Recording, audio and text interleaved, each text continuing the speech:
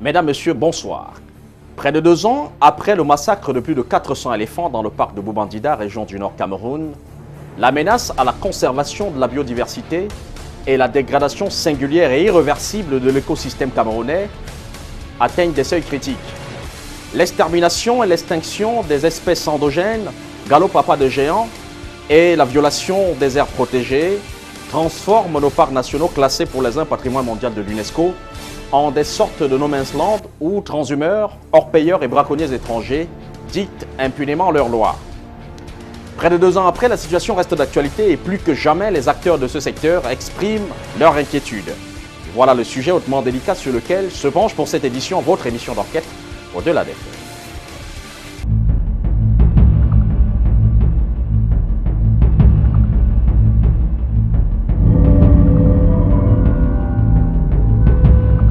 Éléphants, éléphanteaux, les braconniers ont été sans pitié.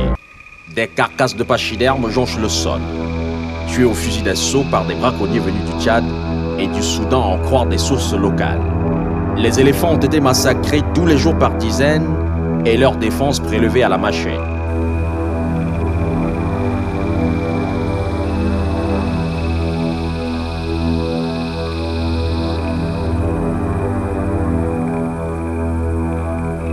Nous sommes ici au parc national de Boumbandida où en janvier 2012, le carnage de plusieurs centaines d'éléphants, plus de 450, a fait de ce parc un théâtre génocidaire pour les pachydermes. L'affaire, qui en son temps avait défrayé la chronique, bouleversait alors l'opinion nationale et internationale. Le gouvernement de l'État camerounais, face à l'ampleur du massacre, avait pris des mesures coercitives pour combattre les auteurs de l'hécatombe et tenir en échec ces braconniers dont les actions devraient être entravées tant dans le parc de Boumbandida que sur toute l'étendue du territoire national camerounais. Des ministres avaient effectué le déplacement du Nord pour renforcer le dispositif de sécurité transfrontalière et débarrasser le parc de ses assaillants. Une centaine d'éléments du BIR, bataillon d'intervention rapide, avaient été déployés sur le terrain. Or, près de 2 ans après ce massacre qui avait eu le don d'émouvoir la communauté internationale, la situation dans nos parcs et réserves n'est guère reluisante, devenues aujourd'hui des sortes de no man's land où orpailleurs, transhumeurs et braconniers dictent leurs lois sur les aires protégées au détriment de la conservation de la biodiversité dans notre pays. L'affaire est revenue d'actualité et les acteurs de ce secteur affichent clairement et plus que jamais leur inquiétude. La faune camerounaise est très menacée parce qu'il n'y a pas une vraie politique pour préserver les aires protégées, première instance. Au niveau des ZIC qui sont des aires protégées, il y a pas mal de problèmes. Il n'y a pas une attitude chez la population en général pour préserver certains de leurs éléments faune phares de la région.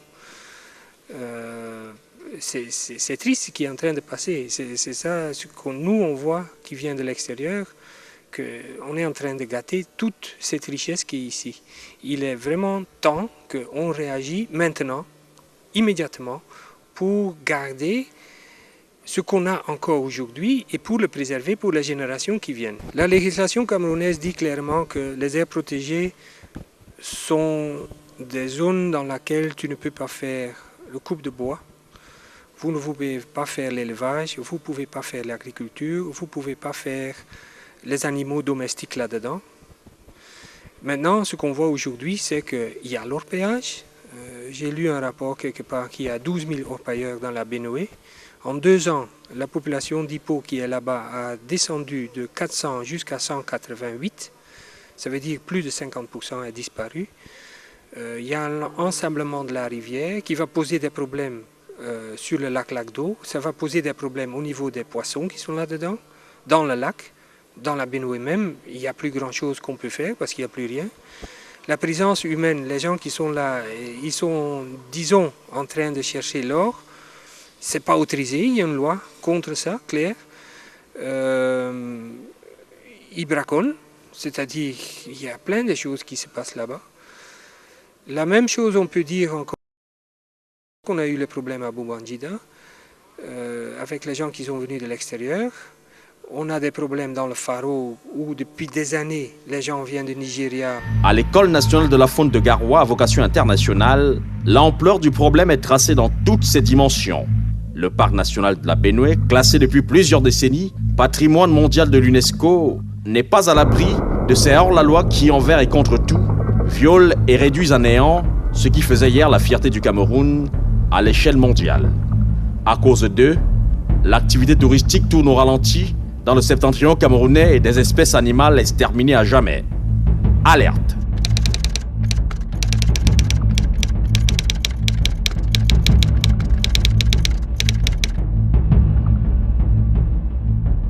Nous sommes ici à l'entrée du parc national du Faro, l'une des réserves les plus importantes de la sous-région et donc du Cameroun, avec un peu plus de 333 000 hectares, l'un des parcs les plus menacés de la République, touchés par des phénomènes tels l'orpaillage, le braconnage et la transhumance.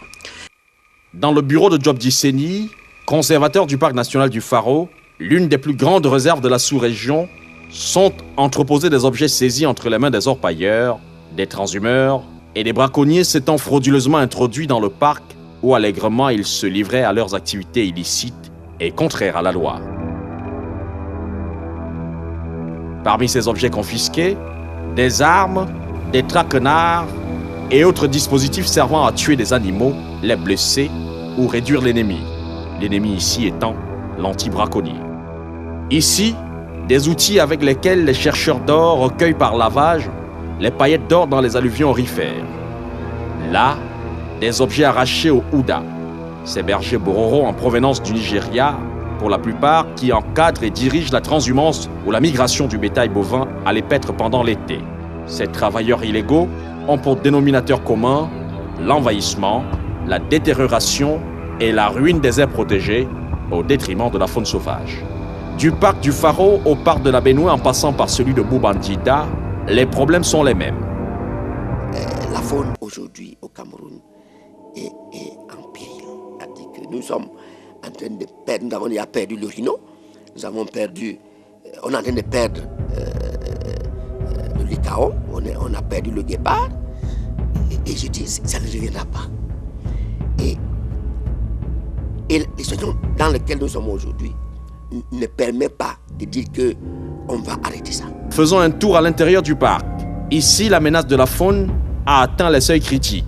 Avec des armes rudimentaires, anti-braconniers et gardes-chasse livrent au quotidien un combat sans merci contre bergers et braconniers lourdement armés. Il y a quand même que nous, on continue à utiliser les mêmes MAS 36 qu'on utilisait il y a de cela 30-40 ans, alors que de l'autre côté, le côté adverse des braconniers, maintenant, l'armement a évolué. Conséquence. Malheureusement, maintenant, on a affaire à un braconnage industriel. C'est-à-dire les commanditaires sont tapis, soit dans des grandes métropoles de la région du Nord, c'est-à-dire Poli, Garoua et consorts, soit alors, et pire, c'est là le problème majeur, ils sont tapis dans les villes transfrontalières de l'autre côté de la République sœur du Nigeria. Et c'est ce braconnage présentement qui nous cause problème, parce que c'est des individus super armés, super équipés. Et ils viennent à des bandes organisées. Dans les aires protégées et les zones de chasse, des présences humaines sont effectives et les dégâts irréductibles. Par endroits, les villageois ont transformé des zones cynégétiques en des espaces cultivables, ce qui est suffisamment grave et dommageable à la conservation de la biodiversité. Pour construire leurs huttes, ils pénètrent les aires protégées à la recherche des pailles. Pas de synergie de protection des aires protégées. Pire encore, l'omniprésence des cheptels bovins qui pâturent dans les aires protégées. Conséquence, la destruction du biotope naturel des espèces sauvages. Ici, en zone protégée, les mouvements abusifs de transhumance et le surpâturage ont littéralement détruit l'écosystème au point où l'herbe ne pousse plus. Les zones d'infiltration du bétail sont complètement détruites. Les Houda dépouillent les arbres de leurs branches pour nourrir le bétail. Malgré les tirs des gardes communautaires, les Houda, toujours récalcitrants, ne battent pas en retraite. Voici à quoi ressemble le biotope naturel des espèces sauvages. Un beau plan de végétation favorable à la conservation. Ici, la terre est telle des détritus de vers de terre. Quand on observe, on voit bien qu'il y a un phénomène de trituration. C'est un tout petit peu comme des crottes de vers de terre. Oui, en fait, quand on parle de conservation dans une aire protégée, ça concerne tous les domaines de la chaîne de conservation. Ça veut dire de la plus petite échelle de la conservation à la plus grande. Donc, ce qui englobe le sol, le milieu, la nature et les êtres vivants qui sont sur le milieu en question. Et dans le cas d'espèces en matière d'air protégé, il est très important que le sol puisse garder sa qualité d'origine, comme on peut voir ici. Pourquoi? Parce que ça permet à la végétation de se régénérer à tout moment, ce qui donne des aliments aux êtres vivants, comme les animaux qui sont sur place. Or, si on a un sol déjà dégradé, qui atteint un niveau de dégradation maximal, parce que parfois ça peut arriver qu'on atteint un tel niveau de dégradation au point où il n'y a plus de végétation. Alors, qui dit pas de végétation, pas de mode d'alimentation, c'est déjà un phénomène suffisant pour pouvoir perdre certaines espèces.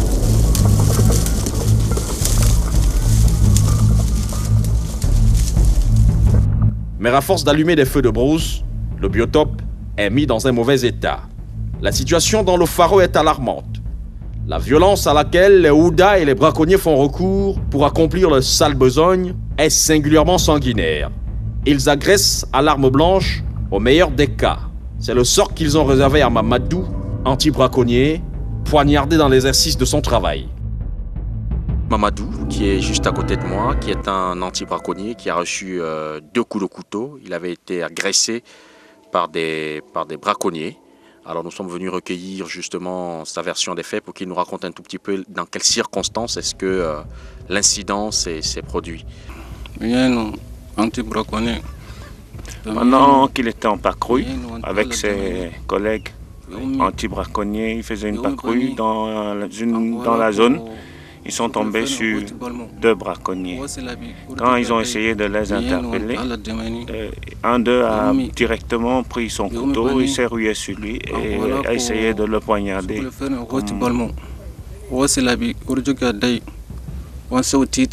Qu'est-ce qui s'est passé? Tu as perdu connaissance. Qu'est-ce qui s'est passé? Raconte-nous un tout petit peu.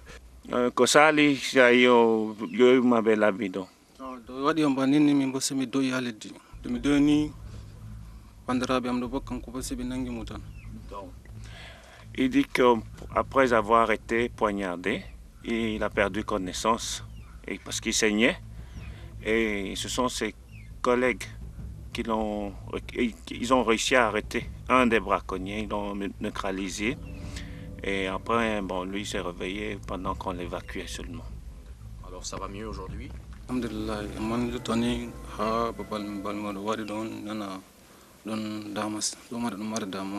quand tu m'as à l'hôpital à Garoua, alors en Atona. Okay.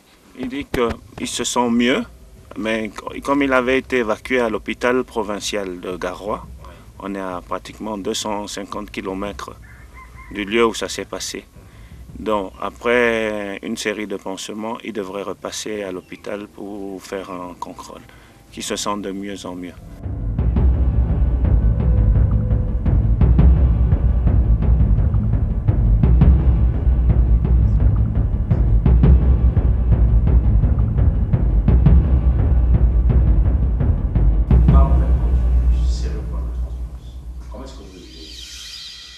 Bon, ça alors c'est franchement, ça c'est actuellement je vais vous dire, c'est l'élément limitant, c'est le facteur limitant numéro 1 dans l'évolution de cette terre protégée.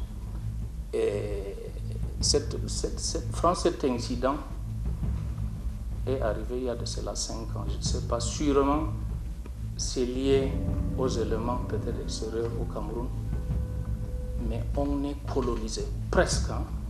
On est colonisé par ces éleveurs.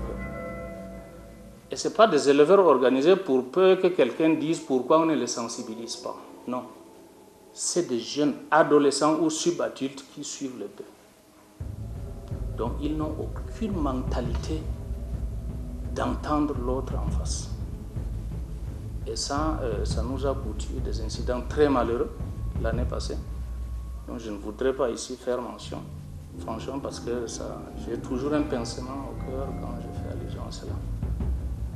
Et ces dégâts qui viennent tous de l'extérieur, soit du nord-est du Nigeria, soit du Niger directement. C'est ces clans de Peuls qu'on appelle les Ouda. Tout le monde les connaît. Toutes les aires protégées les connaissent. Ils sont agressifs et belliqueux. Parce que c'est des bons hommes qui se droguent à la longueur de journée. Et même, ça a été constaté. Depuis les 5 ans, il y a un regain de vol de bétail. Pour la bonne et simple raison, 8 individus souvent n'arrivent qu'à suivre un petit troupeau de 20 têtes de bœufs. Vous comprenez quand même que ce n'est pas suffisant qu'ils viennent pour grossir le troupeau et repartir chez eux au mois de mai maximum. Donc c'est comme ça que ça roule. Et à chaque fois qu'on les rencontre, vraiment, ils n'attendent même pas une minute. Avant même qu'on ne les somme, soit de sortir, soit de manger, directement ils commencent soit à tirer sur nous, soit par les flèches, ou bien des armes automatiques. C'est l'année passée on en a rencontré. Des cas comme celui de Mamadou se comptent tous les ans par dizaines. Ces Ouda blessent au poignard et à la flèche qui ils veulent. Les Ouda n'ont peur de rien.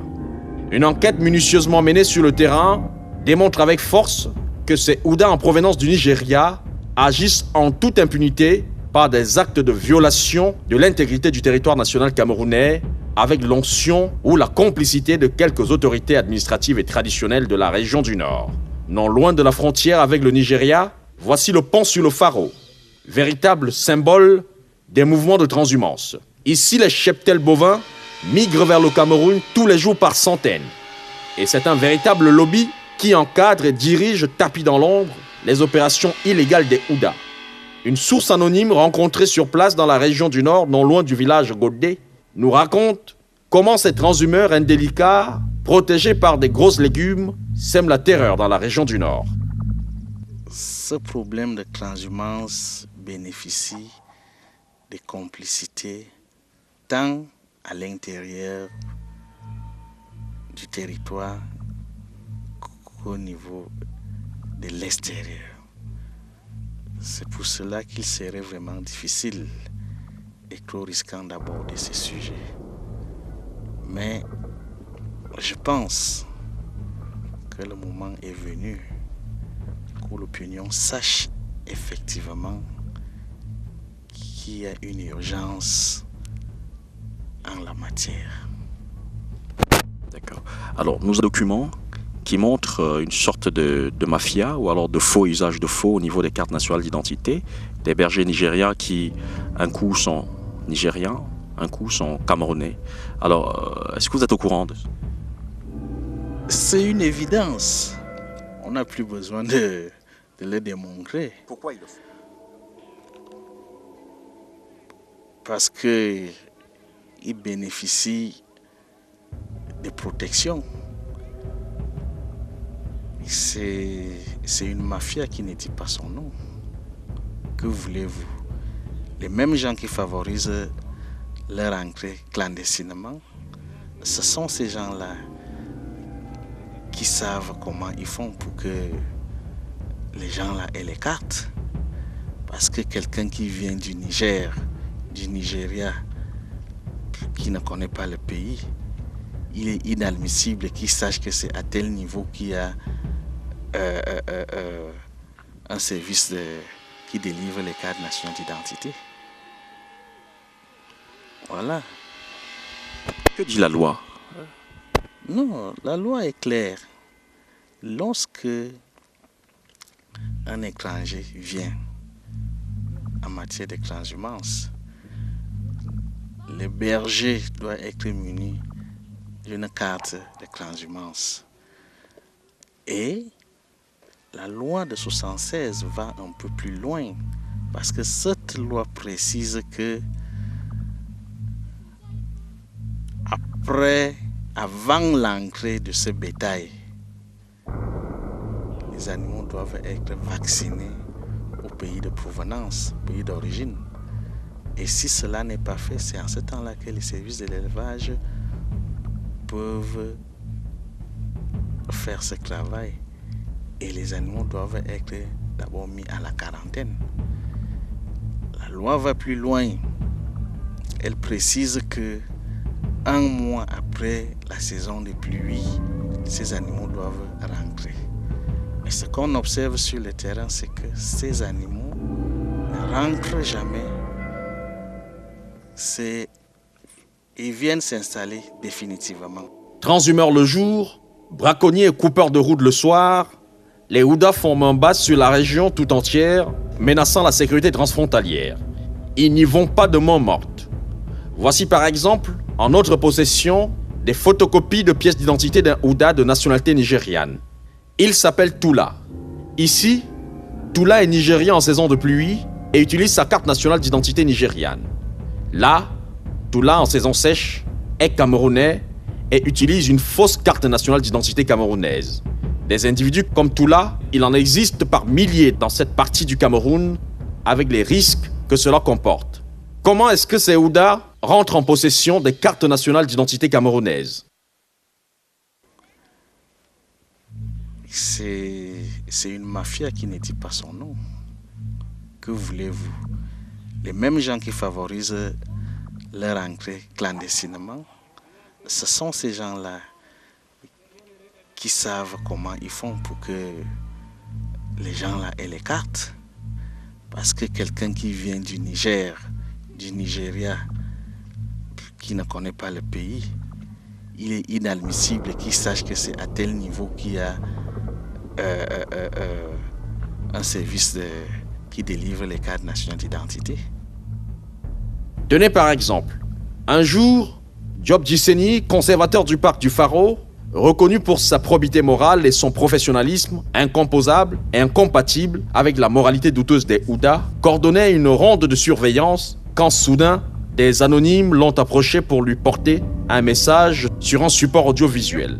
Le spot, tourné vraisemblablement à l'aide d'un téléphone portable multimédia, montrait un Houda non identifié et très menaçant, brandissant une arme lourde du genre Kalachnikov et proférant des menaces à une personne qu'il n'identifiait guère. Voici le spot en question où le Houda dit « Je m'adresse à un impie, un mécréant qui croit plus en sa tenue qu'à toute autre chose. Tu vois, pauvre con, voici des bœufs, mais je tiens désormais un objet qui ne m'a coûté que 90 000 francs CFA, même pas le prix d'un bœuf. Si tu continues, nous allons t'exterminer. » Le spot va faire le tour de la région que la menace de ce Houda n'a guère été prise au sérieux. Or, quelques semaines après, 4 gardes communautaires du parc du Pharo seront retrouvés morts. Leurs corps tuméfiés, découpés à coups de machette, les têtes écrasées. Diop Disseni se souvient toujours des circonstances sombres ayant entouré le décès de ses 4 collaborateurs tués dans une violence particulièrement atroce et dont les circonstances n'ont pas encore été élucidées jusque-là. Il me souvient très bien, j'ai encore ça en mémoire. C'était fin janvier 2013. J'étais en patrouille dans le Transfaro, c'est-à-dire c'est la partie ouest et sud-ouest du parc. Bon, comprenant parfaitement le langage de ces éleveurs-là, mais c'est des sédentaires, on en bavardait et ils ont voulu me mettre en garde. Et de là, ils m'ont montré un spot sur un téléphone portable. Je l'ai enregistré, c'est un éleveur Houda qui franchement suivait le bœuf avec c'est un Kalash. Et honnêtement, moi je me suis dédouané parce que j'en ai alerté à qui de droit. Toute la chaîne administrative a été alertée de ces faits. Bien, et par après, c'est juste un mois après, concours de hasard malheureux, que mes gars ont rencontré vraiment cette légion des éleveurs, parce que je ne peux même pas, c'est comme si c'était organisé, parce que mes gars ont parlé de 43 personnes. Il y avait certes des gars qui avaient des calibres 12, d'autres des armes blanches, mais parmi eux, il y avait aussi des gars qui avaient des armes automatiques, des armes modernes, sans spécification, parce qu'ils n'avaient pas eu le temps de spécifier. Et c'est là où j'avais perdu franchement 4 de nos gars. Et ces gars, c'est des gardes communautaires. Vous savez, dans le volet de l'aménagement, du plan d'aménagement du parc, on est obligé de faire, on en fait tout du moins, on en fait l'approche communautaire, c'est-à-dire on surveille ce parc avec le concours des riverains. Nos sources indiquent que le village Godé est l'endroit où l'on trouve le plus de Houdas venus chercher l'onction de l'autorité traditionnelle. Les mêmes sources révèlent que c'est ici, à Godé, que se cachent les braconniers les plus redoutables. Interrogé à ce sujet, le Lamido de Godé repousse en bloc toutes ces accusations. Ces hommes, disons, qui sont très hostiles, font souvent leur entrée sans passer par les autorités traditionnelles qui nous sommes. Et puis ils entrent comme ça dans des aires protégées. Et même les champs, ils entrent dans les champs des populations, ils dévastent les champs, ils ne veulent pas dédommager. Et quand on les appelle, même on les interpelle, ils refusent de venir.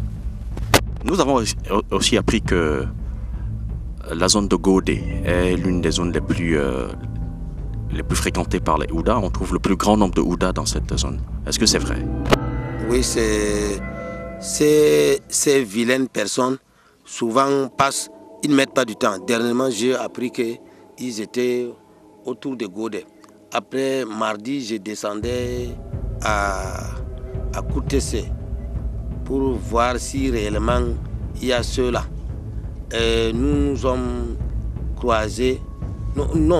Non seulement qu'on les a croisés, on les a trouvés en cours de route. Ils descendaient. Quand on les interpellait, même ils refusaient de venir. Et puis on a forcé, on a fait venir un. Nous l'avons demandé où vous allez. Ils disent qu'ils vont là-bas. J'ai dit où? Là-bas c'est où? Vous allez dans une destination inconnue. Et quand vous arrivez, pourquoi vous n'arrivez pas chez les chefs traditionnels pour vous identifier quand même? Ils refusent tout appel. Moi personnellement, je n'ai jamais rencontré ces Houdas et qu'il n'y a aucun Houda qui est venu chez moi et demander même l'entrée officielle. Ils entrent sans passer par nous. Oui, moi personnellement, je ne connais pas avoir rencontré un Houda, un berger Houda qui m'a demandé l'entrée officielle. Vous n'avez jamais pris de l'argent? Non. D'ailleurs, même ces gens, quand vous les voyez, ils sont là avec les armes, les flèches, les haches, les machets, couteaux et autres. Ils sont toujours prêts à faire du mal à quiconque les interpelle. Quand j'apprends qu'il y a tel Houda qui est quelque part, ou bien un groupe de Houda, surtout ceux qui sont malsains là, nous faisons recours au sous-préfet, nous informons les autorités administratives. Et si oui, même on informe aussi les autorités de maintien d'ordre. C'est ce que j'ai fait hier avec le commandant de brigade de Voko. Je lui ai dit que j'ai appris qu'il y a des Houdas autour de Godé. Et j'ai profité, je me rendais à Koutessé pour un problème qui concernait un foyer. Et je les ai rencontrés beaucoup sur la route. Ils avaient des moutons, ils avaient des bœufs, ils avaient aussi des chèvres. Et accompagnés aussi des femmes. Quand on les interpelle, même ils refusent. Alors le commandant de brigade a dit qu'il connaît ça et qu'ils vont faire bientôt une patrouille là-bas pour voir s'ils sont toujours à ce lieu. De sources policières, 2 des garçons du Lamido de Godé seraient actuellement emprisonnés à Garoua. Ils sont accusés d'avoir poignardé à mort un éleveur local pour distraire son cheptel. En abordant la question avec le monarque, il nous laisse entendre que ces 2 garçons emprisonnés sont victimes d'injustice. Des mensonges parce qu'ils étaient des éco-gardes et ceux-là ont profité pour mentir sur ces enfants. Les enfants sont innocents. Moi, si moi-même, chef traditionnel, je tue même mon enfant, je vais fuir. Combien de fois des petits enfants comme ça, on les interpelle. Ce n'est pas qu'on les a arrêtés, ils sont partis d'eux-mêmes. Et puis même ceux-là, quand on les convoque même de venir, ils ont fait plus de 5 audiences. Ils ne se rendent pas là-bas. Donc c'est du sabotage pur et simple. Sabotage, parce qu'il y avait un qui était dans la zone 13 et les CP-là le connaissent bien. Alors pour dire que c'est le Yerimala qui les embêtait, ils ont fait tout pour tisser un mensonge contre eux. Parce qu'ils les ont vus samedi. Samedi, quelqu'un meurt samedi. À supposer qu'on l'a tué samedi. Dimanche, le corps est enflé si bien qu'on ne pouvait même pas tenir le corps. Et on a trouvé le cou cassé. Et il est sous un arbre. On a trouvé le corps sous un arbre. Et puis, non seulement qu'on l'a trouvé mort, et il avait les crises d'épilepsie. Beaucoup de gens ici le connaissent, moi je ne connais pas ce garçon.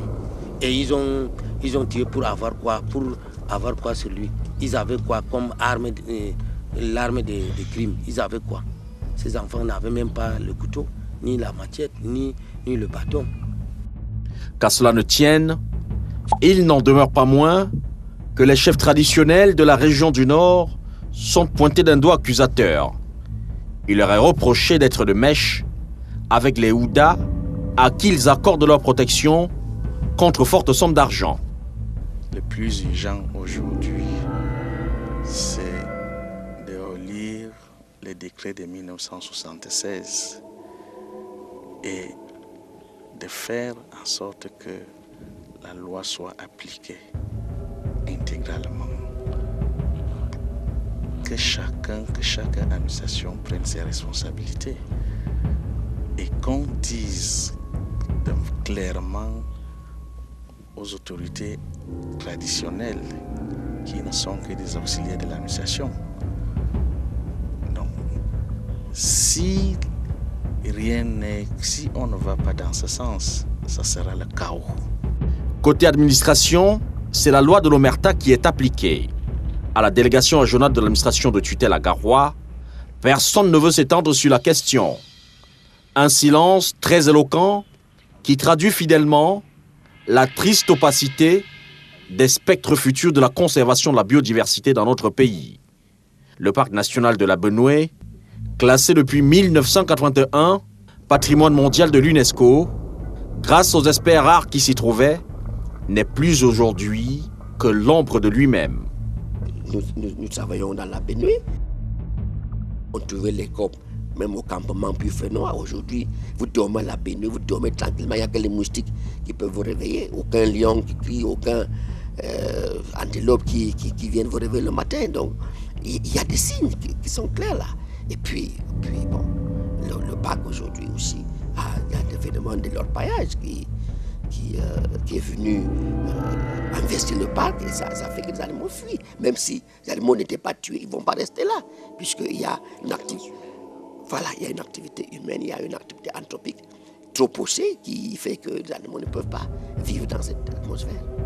En faisant le tour complet de ce parc, qui couvre avec sa zone périphérique une superficie de 730 408 hectares, dont 180 000 pour le parc national, c'est à peine si l'on croise sur son chemin un lion ou un élan de derby. Juste quelques copes de buffons, privés de la possession ou de la disposition de leur biotope naturel, détruits par l'omniprésence des cheptels bovins. Ce qui aggrave la situation du parc national de la Benoué, c'est bien cette épineuse affaire d'orpailleurs. Ces orpailleurs qui par milliers ont envahi le parc, leurs activités compatibles avec la conservation de la faune. Des orpailleurs particulièrement violents quand ils sont en présence d'une caméra. Nous n'avons pas pu les filmer. Voici un champ d'exploitation d'orpaillage. Au travail, les chercheurs d'or étaient plus d'une cinquantaine à prendre la poudre d'escampette lorsqu'ils nous ont vus débarquer. Une véritable exploitation minière à ciel ouvert et en plein cœur d'une zone protégée. Avec les dépôts de sédiments dus à l'action des agents externes, il est clair que l'endroit ne saurait plus être l'habitat naturel des espèces animales. Ce que vous voyez derrière moi est une mine. Elle n'a pas été creusée à l'aide d'un caterpillar, mais à l'aide des outils comme celui-ci, par des mineurs artisanaux qui travaillent impunément en plein cœur d'un parc national classé patrimoine de l'UNESCO. En nous voyant venir, ils ont pris la poudre d'escampette, abandonnant leurs outils. Voici, en l'occurrence, une petite cuvette remplie de poussière, et c'est à l'aide de cette poussière qu'ils vont obtenir quelques grammes d'or. J'ai à côté de moi Albert qui travaille au parc national de la Benoué. C'est avec lui que nous sommes venus à la rencontre de ces mineurs que malheureusement nous n'avons pas pu interviewer parce qu'ils ont pris la poudre d'escampette. Alors Albert va nous raconter à quel point la situation est grave ici au parc national de la Benoué et les différentes mesures qui sont prises au quotidien pour aller à l'encontre des actions menées par ces orpailleurs artisanaux. Albert, oui. On en compte combien au total ici? Bon, au total, on peut en trouver plus de 300 têtes de personnes qui sont dans le parc national de la Benoué. Oui. Oui. Bon, avant de 68, la création du parc, le parc n'était pas comme ça. Maintenant, ça a été abouti par les orpailleurs. Là où il y a les orpailleurs, il y a le braconnage aussi. D'accord. Et ils ont détruit le parc national de la Benoué. Ils ont détruit le parc national de la Benoué? Oui. Alors, qu'est-ce que vous faites, vous, pour chasser ces orpailleurs du parc national de la Benoué? Bon, tout ça, ça dépend du conservateur. Si nous donnons le feu vert, bon, on vient juste pour le faire le refoulement. Ça fait plus de 5 fois qu'on est venu les chasser. On a brûlé tous les campings et ils n'ont pas voulu partir. Est-ce que les touristes viennent encore ici? Mais ils viennent moyennement, rarement aussi, parce qu'au campement, il manque d'abord l'eau, la première chose, la piste et les orpailleurs. Ça fait 3 choses qui dérangent les touristes. Donc le parc de la Benoué va faire banqueroute, va chauffer. Mais bon, en tout cas, nous attendons donc le gouvernement ce qu'il va donner. Bon, la présence de plus de 12 000 orpailleurs, j'ai vu ça dans Internet, j'ai vu ça dans les journaux. Bon, mais cependant, je dois vous dire clairement, je ne suis pas de ceux qui font la gueule de bois. Franchement, il n'y a pas 12 000 orpailleurs dans le parc de la Benoué. Il y a pas mal de monde là-bas, je ne les ai pas dénombrés, ça il faut le reconnaître déjà. Il y en a plusieurs milliers quand même, nationalités centrafricaines, tchadiennes. Moi personnellement, les nationalités, c'est vrai. C'est certain, il y a des nationalités différentes que celles du Cameroun. Vous savez que nous avons une large frontière avec et le Tchad et le Nigeria et la Centrafrique qui ne sont pas très loin. Les frontières sont poreuses et puis il faut dire qu'on ne peut pas, le phénomène migratoire, il n'est pas, se résume pas au parc de la Benoué.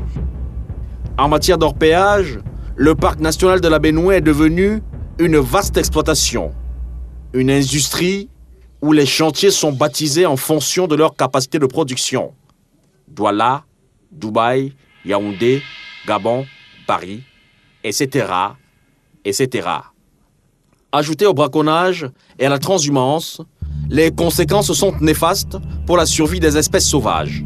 Plusieurs espèces sont aujourd'hui en extinction par la faute de ces travailleurs illégaux.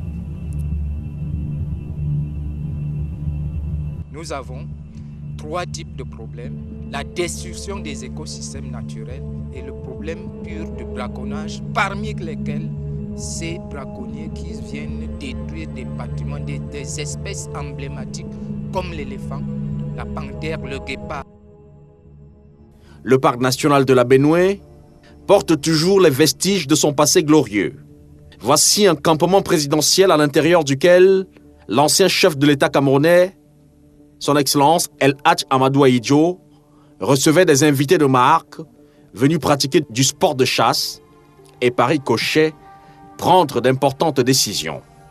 Des personnalités telles Valéry Giscard d'Estaing ou le roi Hassan II du Maroc ont séjourné ici. Aujourd'hui, ce campement n'est plus qu'une sorte de ruine.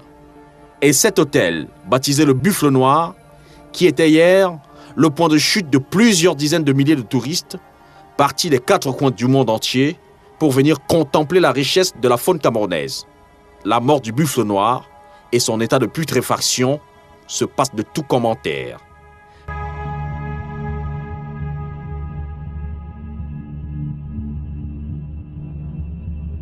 Des espèces qui faisaient la particularité de ce parc sont en extinction. Le monde entier tourne la situation en dérision et se moque du Cameroun.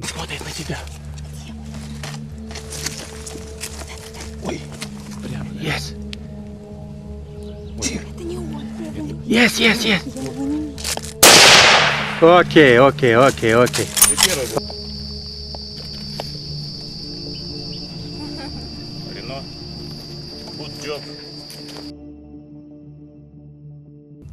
L'Afrique du Sud a même déclaré que le Cameroun n'est plus capable de la conservation de l'élan de derby, espèce endogène, un grand mammifère sinon le plus gros antilope au monde et dont le Cameroun et la République centrafricaine sont les seuls pays sur la planète à en avoir à l'état sauvage. Et pourtant, des personnes tapies dans l'ombre se sucrent à coups de milliards au ministère de la Faune sur un projet de translocation de plus d'une centaine d'élans de derby du Cameroun à destination de l'Afrique du Sud. Attention, élan de derby du Cameroun en danger. L'élan de derby, cette antilope emblématique qui pèse plus d'une tonne et dont notre cher et beau pays serait à côté de la RCA le seul pays au monde à en avoir à l'état sauvage. Une information confirmée par l'association des guides chasseurs professionnels du Cameroun affirme qu'actuellement, une opération de translocation de 120 individus est en train de se tramer à destination de l'Afrique du Sud. Concerne l'enlèvement ou la déportation de 120 élans de derby du Nord Cameroun vers l'Afrique du Sud, vers une zone de peuplement en Afrique du Sud qui est déjà aménagée. Si l'on s'en tient aux informations et autres photos postées sur le site d'un game ranch sud-africain appartenant à l'un des top managers de l'ANC en Afrique du Sud, Derbianos Game Breeders, le game ranch où ces bêtes très prisées d'origine camerounaise pourraient atterrir. Sur le site www.derbianosgame.co.za, des images montrant des scènes de capture en terre camerounaise sont postées. Or, aucun haut responsable du MINFOF, ministère de tutelle, n'est au courant de cette scabreuse affaire. Toute transaction qui aura des conséquences nocives sur l'état actuel de la faune camerounaise. On fait tourner tout un secteur de tourisme qui est là-dessus, pour lequel le Cameroun est connu, pour cet animal endémique de cette région.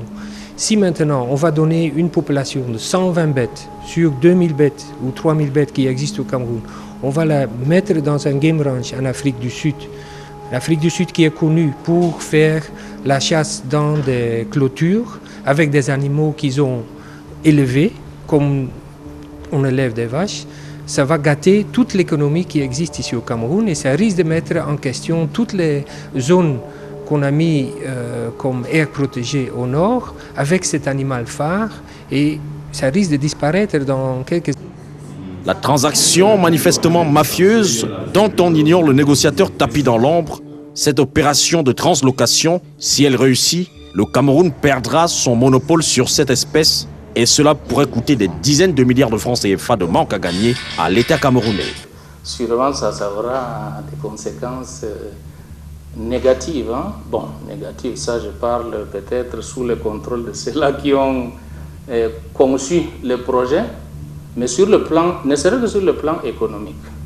Sauf si on me contredit, on me dit par exemple, voilà les retombées de ça, M. Séni, vous êtes conservateur, voilà les retombées de ces centaines de l'an. Mais sinon, moi je ne parle qu'en termes d'abord écologiques bruts, comme conservateur, je ne suis pas un écologiste avéré, et aussi sur le plan financier, parce que je vois quand même ce que ça rapporte. Et l'élan de derby, je tiens à vous dire ici, c'est quand même notre animal phare dans la région du Nord. Et ce n'est pas seulement au niveau africain qu'on le sait. Que ce soit en Europe ou aux États-Unis, la majorité des chasseurs viennent ici pour les élans. Donc je crois qu'il fallait préserver ces élans pour un futur où des aménagements spécifiques pourront se faire jour. Et ça ne pourrait que faire grandir notre environnement déjà. Malgré ces cris d'alarme, le gouvernement n'a pas remué le petit doigt. Aujourd'hui, la situation ne fait que s'empirer. Voici un endroit dont la photographie, il y a plusieurs décennies, faisait les affiches publicitaires des plus grandes compagnies aériennes dans le monde. La mare des hippopotames. Ici, l'on comptait plusieurs milliers d'individus.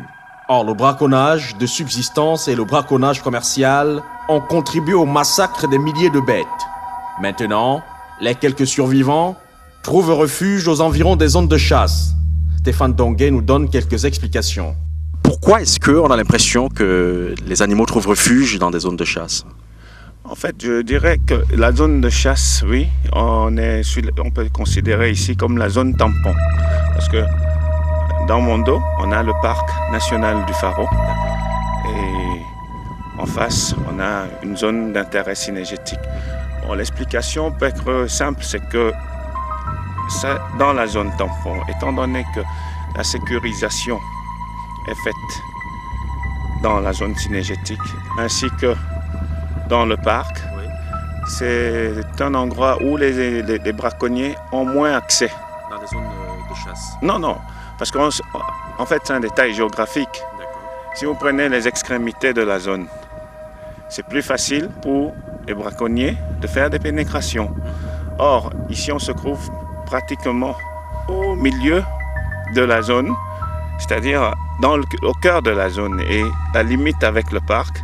Donc, s'il y a une sécurisation des deux côtés, les animaux trouvent refuge au milieu, parce que l'accès des braconniers est un peu moins évident. Impossible à l'heure où nous sommes d'obtenir du ministère de tutelle des chiffres qui éclairent sur l'inventaire, le recensement fidèle ou approximatif de la diversité de la faune camerounaise. Le manque d'un véritable plan d'aménagement, de gestion et de sauvegarde de la biodiversité au Cameroun est la cause du déséquilibre écologique provoqué par l'extinction de plusieurs espèces d'importance écologique. L'État n'a plus la maîtrise de la situation, mais accorde des quotas déterminés sur aucune base. C'est qu'on ne fait pas l'inventaire systématique. Il va falloir dire que chaque année, ou tous les 2 ans, ou tous les 3 ans, on va faire des inventaires de toutes les espèces. Mais on ne le fait pas, mais chaque année, on a des quotas pour l'exploitation. Parfois, on se pose la question sur quelle base ces quotas sont attribués. Et puis, c'est ça le grand problème, parce que, prenons le cas du lion. Chaque année, on donne 30 lions à tuer, mais on n'atteint jamais 10. Mais chaque année, on continue à mettre 30. On se demande pourquoi on le fait. Et j'espère que le ministre est en train de vouloir donner de l'ordre, mettre de l'ordre dans la maison. J'espère qu'avec le nouveau directeur de la faune, et avec des cadres qu'on vient de nommer à la DEFA, qu'on va faire de l'inventaire de la faune quelque chose de systématique et qu'on va enfin suivre l'évolution des populations de nos espèces, surtout que nous avons des espèces vraiment endémiques au Cameroun, des espèces phares au Cameroun, comme les landes d'Herbie, comme le lion, comme les hippopotames, parce qu'aujourd'hui nous sommes suspendus par l'Union européenne. L'hippopotame entre dans le commerce extérieur. Et dès que ça, c'est là, il y a une réglementation aussi qui vient de l'extérieur. Nous sommes signataires de la CITES et nous avons des accords avec l'Union européenne. Conforté par la loi portant régime des forêts, de la faune et de la pêche au Cameroun, qui n'a jusqu'à présent pas été réactualisée, les spécialistes la trouvent caduque et pas du tout répressive à la mesure du degré de délinquance perpétré dans les zones protégées et les aires cynégétiques. Je vous assure, notre loi est un peu protectionniste. Je veux dire, dans les termes un peu pragmatiques.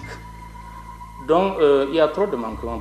Et nous, les hommes du terrain, sûrement, en tout cas moi, personnellement, j'avais sollicité, à la demande du ministère, j'ai envoyé mes suggestions pour la rélecture de cette loi dans certaines de ces phases. Je vous prends un exemple simple. Actuellement, pour ce qui est du pharo, les éleveurs sont les agents désertificateurs numéro 1 et des braconniers, des grands carnivores numéro 1. Je vous assure, j'ai l'expérience. L'année passée, j'ai appréhendé plus de 20 bergers. Personne n'a fait 5 jours d'internement, soit en prison, soit dans une brigade quelconque. Comme quoi, je ne suis pas de la justice. Les procureurs et autres, en tout cas le parquet, m'a dit que nulle part dans notre loi n'est stipulé les peines pour un berger après dans une protégée. Voilà. Donc je me dis qu'il faut éclairer certaines choses. Il faut aller jusqu'au bout et en fonction des circonstances qu'on a devant soi. Des pays tels le Kenya, la Tanzanie, la Namibie, l'Afrique du Sud entre autres, doivent l'essor de leur secteur touristique à la conservation de la biodiversité au point d'en faire des principales sources de revenus. Les gouvernements de ces pays excellent à travers la mise en œuvre des programmes de conservation de la biodiversité et l'adoption des mesures radicales contre le braconnage. Moi, je suis partisan d'une protection sans équivoque.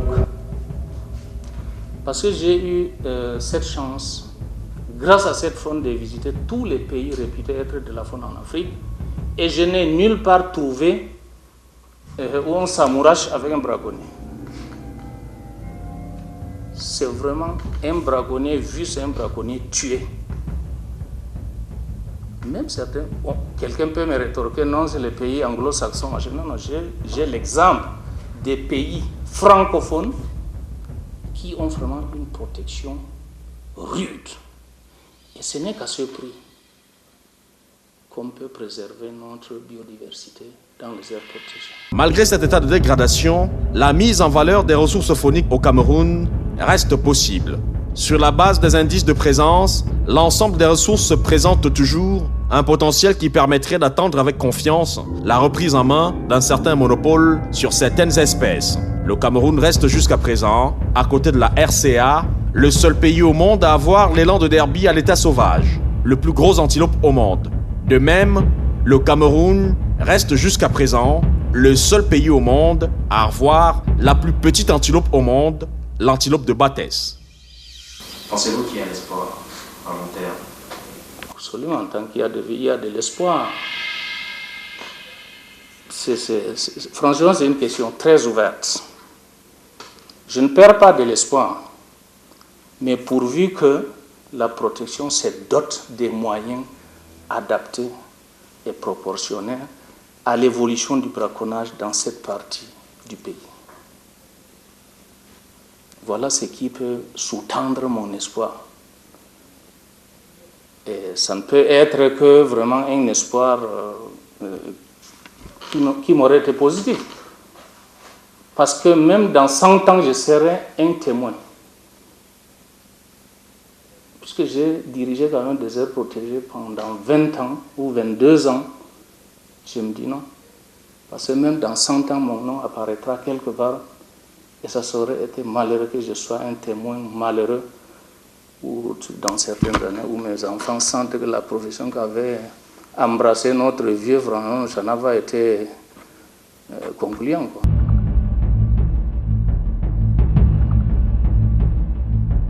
Il y a moins de 20 ans, le Cameroun regorgeait dans sa biodiversité plus de 409 espèces de mammifères, dont 11 endémiques et 27 menacées.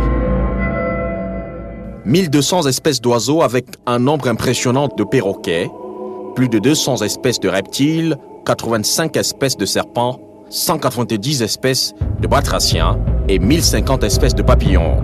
L'Afrique en miniature pouvait en être fière. Or, aujourd'hui, personne ne sait où est-ce qu'on en est, et pire encore, si elles existent toujours, toutes ces espèces, chacune en ce qui la concerne, sont menacées. Même si la situation n'est pas complètement perdue, l'espoir réside alors dans la prise des mesures essentiellement radicales. Mesdames, Messieurs, merci de nous avoir suivis et de rester en compagnie de nos programmes qui se poursuivent. C'est sur ce que nous mettons un terme à cette édition de votre émission d'enquête Au-delà des faits.